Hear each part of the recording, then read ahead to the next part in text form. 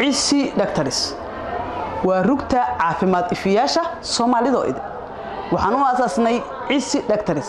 dhaqaatiirtu say u ifiyaan ama ay u iftiimiyaan ummadda Soomaaliyeed caafimaadka halkani waa dugsiga hoose dhexe iyo sare ee Saansamo waa mid kamid ah iskuulada lagu soo saaro ubaxa dalkeena waxna lagu baro caruurta Soomaaliyeed maantay oo sabti ah booqashadanadii labaad waxaan ku imaanay dugsigan waxaan u soconaa mowduuceeni ahay ogow nooca dhiigaaga si aad u badbaadiso naftaada iyo nafaf kalaba fadlan saaxiib haday tahay markii kuugu horeysay ee aad soo booqato page-keena Ciisi Doctors waxaan ka codsanayaa inaad muuqaalka noo like gareyso sidoo kalena aad noo share gareyso kana mid noqoto asxaabteena cusub oo aad noo follow gareyso hadii si aad ka mid tahay dadkii hore noo la joog waxaan ka codsanayaa inaad muuqaalka noo like gareyso sidoo kalena aad noo share gareyso si uu u gaaro dad aad u fara badan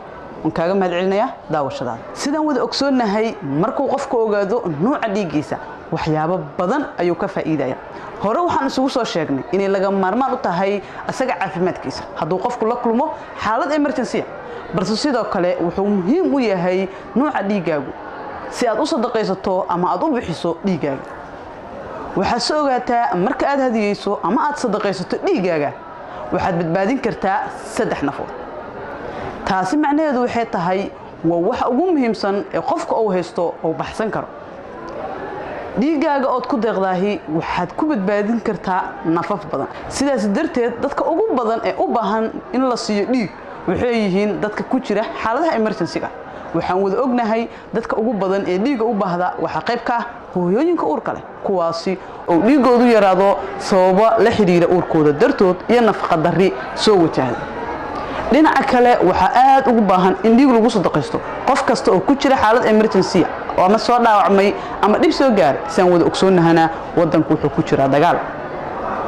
waxa kale jira dad si maalin la ugu baahda dhiig kuwaas oo dhiig la'aan darteeda u geeriyooda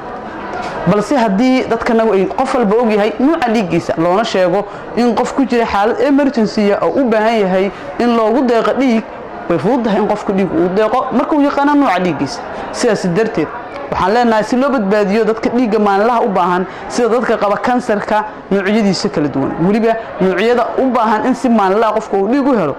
si aan u badbaadino waynan ogaanaa nooca dhiigeena haddaba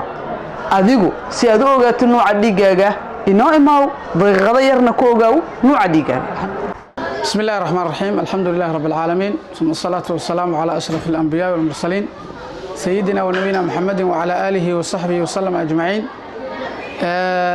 marka koobaad waxaan u mahadcelinaynaa Ilaahay subhanahu wa ta'ala nagu soo kulmiyay meelaha wanaagsan meel kamida goob waxbarasho ayaan joognaa gaar ahaan dugsiga Saansamo ayaan joognaa xafiiskiisa ayaan ka soo hadlaynaa waxa maanta ina soo booqday dhalinyaro dhaqaatiir ah oo barnaamij aad u wanaagsan noo soo bandhigay annaguna waan ka aqbalnay oo ahaa qofka inuu ogaado nooca dhiigiisa ah marka arday fara badan ilaa 32 ah ayaa la baaray oo nooca dhiigooda ogaaday arintan ahmiyad weyn bay leedahay sababtoo wax kasta dhici kara qofka bini'aadamka waxba qabsan kara asaga laftirkiisa dhiig looga baahan kara marka inuu nooca dhiigiisa ogaado faa'iido badan baa ku jirta asaga anfacaysa bulshada anfacaysa marka dhalinyaradaas oo uga mahadcelinaynaa barnaamijkaas wanaagsan ay qabteen ayagoo waliba aan wax lacaga iyo wax qarash aan ku rabin waan uga mahadcelinaynaa arintaas iskuulkuna waa ka faa'iideystay waana ku mahadsanyihiin dhamaantood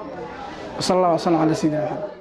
fadlan saaxiib haday tahay markii kuugu horeysay ee aad soo booqato page-keena Ciisi Doctors waxaan ka codsanayaa inaad muuqaalka noo like gareyso sidoo kalena aad noo share gareyso kana mid noqoto asxaabteena cusub oo aad noo follow gareyso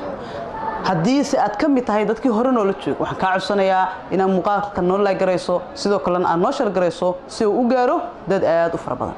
kaaga mahadcelinaya daawashadaada